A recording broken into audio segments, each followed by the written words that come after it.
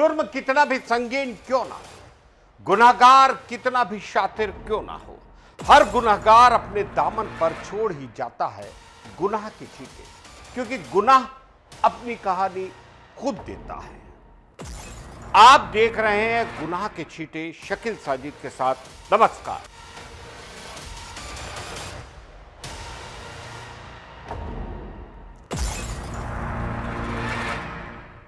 छत्तीसगढ़ के जशपुर जिले से एक चौंका देने वाली खबर, जहां तंबाकू जैसी मामूली बात पर दो दोस्तों के बीच हुआ विवाद एक नौजवान की मौत की वजह बन गया। नारायणपुर थाना क्षेत्र के ग्राम कोनकेल चराईखारा में अशोक राम और उसके दोस्त संदीप एक्का आग ताप रहे थे। इसी दौरान संदीप ने अशोक से तंबाकू मांगा, लेकिन अशोक ने इनकार कर दिया। बस यही छोटी सी बात दोनों के बीच कहासुनी की वजह बन गई, जो अचानक हाथापाई में बदल गई। झगड़े के दौरान संदीप ने अशोक की छाती पर जोरदार लात मारी।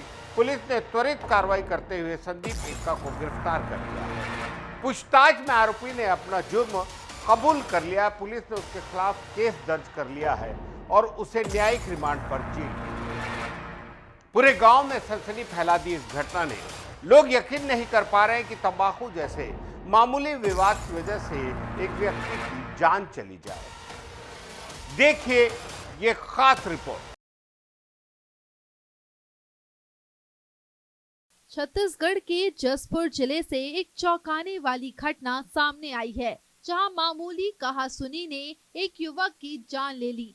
तंबाकू देने से इनकार करने पर दो दोस्तों के बीच विवाद इतना बढ़ा कि बात मारपीट तक पहुंच गई और उसी मारपीट की चोट से एक युवक की मौत हो गई। जसपुर जिले के नारायणपुर थाना क्षेत्र का शांत गांव कोनकेल चराईवारा, लेकिन इस गांव की हवा में पिछले 2 दिनों से एक डर और सन्नाटा पसरा है। वजह है दो दोस्तों के बीच हुआ ऐसा विवाद जो देखते ही देखते एक त्रासदी में बदल गया। घटना 18 नवंबर की शाम करीब 6 बजे की है। ठंडी बढ़ चुकी थी और रोज की तरह गांव के कुछ युवक एक दोस्त के घर के आंगन में आग ताप रहे थे। वहीं मौजूद थे 35 वर्षीय अशोक राम और उसके हमउम्र दोस्त संदीप एक्का। दोनों मजदूरी करते थे और अक्सर साथ ही दिखाई देते थे, लेकिन इसी रोज आग तापते हुए अचानक दोनों के बीच एक मामूली बात पर झगड़ा शुरू हो गया और वह था तंबाकू। संदीप ने अशोक से तंबाकू मांगी, लेकिन अशोक ने पैसे की कमी का हवाला देकर रोज रोज तंबाकू देने से मना कर दिया। इसी छोटी सी बात ने विवाद की चिंगारी भड़का दी। दोनों के बीच कहासुनी शुरू हुई, आवाजें ऊंची होने लगी और फिर देखते ही देखते बहस हाथापाई में बदल गई। गवाहों के अनुसार विवाद बढ़ता देख अशोक वहां से हटकर अपने घर की ओर चल पड़ा, लेकिन संदीप शांत नहीं हुआ। वह अशोक के पीछे पीछे उसके घर तक पहुंच गया। घर पहुंचकर स्थिति और बिगड़ गई। आरोप है कि संदीप ने पहले अशोक को मुक्के मारे, जिससे वह जमीन पर गिर पड़ा। इसके बाद उसने अशोक की छाती पर जोर से लात मारी। इस एक वार ने अशोक की हालत बिगाड़ दी। वह दर्द से कराहता रहा और वहीं जमीन पर पड़ा रहा। गांव वालों को घटना की भनक लगी तो किसी ने इसकी सूचना सरपंच को दी।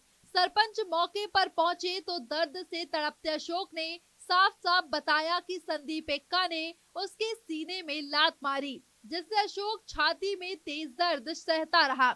अगले दिन 19 नवंबर की सुबह उसने अपने परिजनों से कहा कि उसे अस्पताल ले जाया जाए। घर वाले उसे लेकर निकले, लेकिन अस्पताल पहुंचने से पहले ही रास्ते में अशोक की तबीयत ज्यादा बिगड़ गई और उसने दम तोड़ दिया।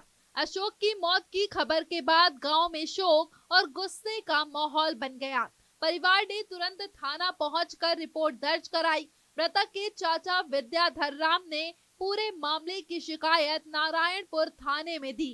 पुलिस ने शिकायत और प्रत्यक्ष गवाहों के बयान के आधार पर आरोपी संदीप एक्का को तलाश कर हिरासत में ले लिया।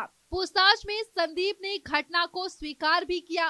पुलिस ने उसके खिलाफ भारतीय न्याय संहिता की धारा 103(1) और 332(a) के तहत हत्या का मामला दर्ज किया। मेडिकल और पोस्टमार्टम रिपोर्ट में सामने आया कि अशोक की मौत सीने में लगी चोटों के कारण हुई। जिसके बाद पुलिस ने मामले की धाराओं को और मजबूत किया। आरोपी संदीप एक्का को अदालत में पेश किया गया, जहां से उसे न्यायिक रिमांड पर जेल भेज दिया गया। इस घटना ने पूरे इलाके में कई सवाल खड़े कर दिए हैं। क्या सच में एक तंबाकू जैसी छोटी सी चीज पर किसी की जान जा सकती है? अशोक राम के परिवार पर दुखों का पहाड़ टूट चुका है। घर में कमाने वाला एक बड़ा सहारा अचानक हमेशा के लिए खत्म हो गया। परिवार अब न्याय की मांग कर रहा है और चाह रहा है कि ऐसी घटनाएं दोबारा ना हो।